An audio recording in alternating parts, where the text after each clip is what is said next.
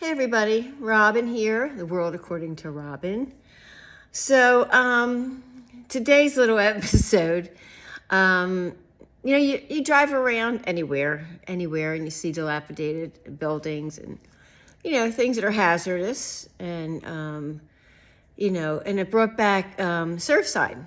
You remember the buildings in Surfside in Florida here that collapsed? And remember, people came from all over the world to try to get under the rubble to get the people that were still alive and the bodies, and they had to walk so carefully under, on top of the cement because somebody could be below it and they could actually really crush them, take the life right out of their souls.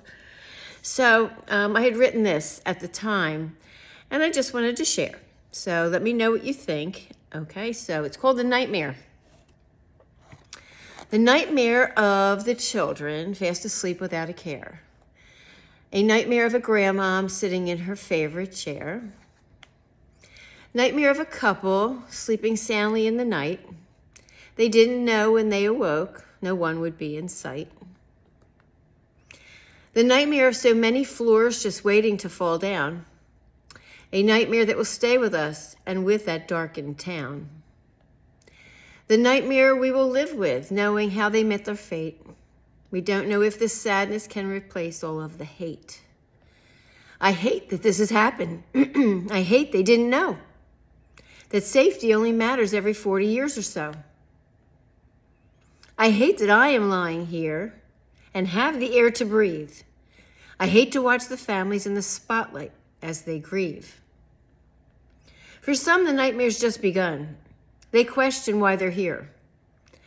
How was it that they made it out? No one can answer, dear. Survivors are reminders of how fragile life can be. And though they did beat all the odds, no healing is for free. The first responders gently searched through concrete on their knees for any little sign of life. God, can you help them, please? If there's a reason for all this, can someone tell us now?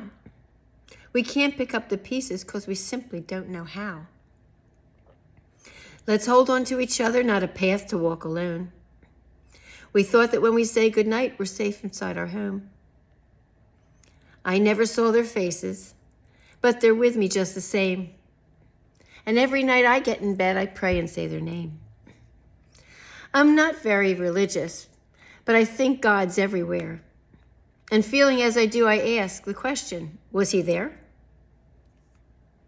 I'll leave that to the clergy, rabbis, ministers, and priests. We need them to help us fight the demons and the beasts. We teach our kids to stay away from people they don't know. We tell them not to cross the street. Fast cars can come and go. We tell them not to swim at night unless there is a guard. Through COVID, they must wear a mask. That wasn't really hard. We tell them to remember, wear your seatbelts when you drive. And if you're in a shallow pool, make sure you never dive. But we have never had to say, be careful, time for bed. It's always been a goodnight kiss we've placed upon their head. I don't know where we're going, and I don't know where we've been. I do know waiting 40 years to fix things is a sin. If memories are a blessing, why do blessings feel so bad? I'll think of them when I recall my mother and my dad. The search has coming to an end. The nightmare carries on. I didn't even know them, but a piece of me is gone. So just so we're clear, my parents did not pass away in that accident, but they're no longer here. So when you see something happen, especially when you see elderly people, your parents come right to mind because you thank God that they're not here and they were not in that building and something tragic didn't happen to them at the last moments of their life. But I'm just bringing this to your attention because there's so many things that need to be repaired.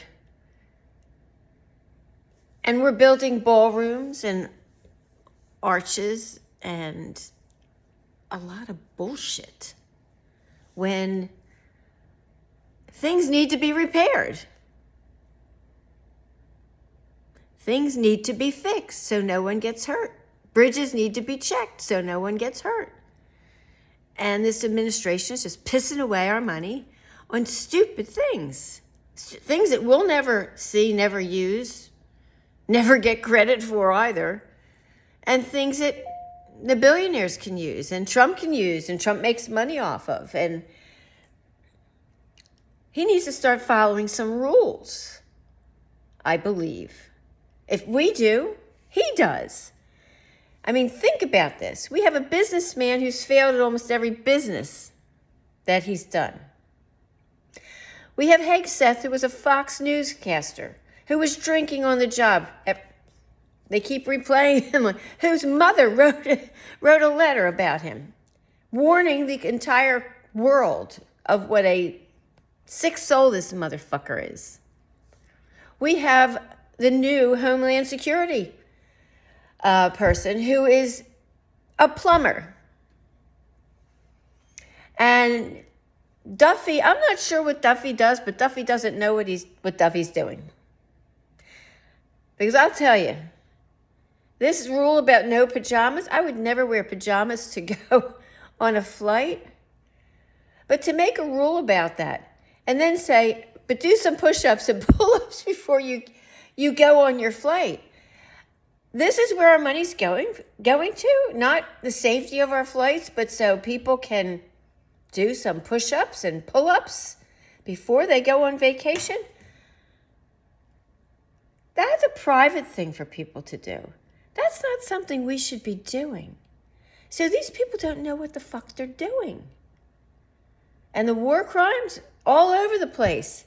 But they keep changing the name of the war. It's an excursion. I forget what he said. Iran did something to him. It was almost like they was tickling them the other day. I don't know. It doesn't make sense. What does make sense is we got to get this feeble old man out. We've got to get Stephen Miller out. We've got to get Hegseth out. We need people that are qualified to do their fucking jobs. And Bobby Kennedy, where are you with this virus? Now they have a mom.gov website. What is that? To tell you all the rights that you're losing? Because they're not doing a fucking thing for women. And they don't do anything for children either. They take the food right out of their mouths. It's just disgusting. Well, anyway. It started with the nightmare, but our nightmare continues with this administration. I'd like to wake up from the nightmare, and I'd like to have qualified people running the country, that I feel safe again, and my kids feel safe, and my grandkids feel safe. Because this is no way to live every day waiting for another bomb to drop.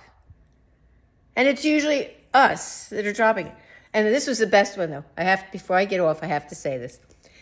So Trump said something about our depletion of our military, our missiles. He said, now we have more than when we started. How is that possible? We have more now than when we started? Come on. And people believe this crap? Sad. Come on, people. Let's wake up. Critical thinkers, get to it. November's right around the corner. All right? Peace out.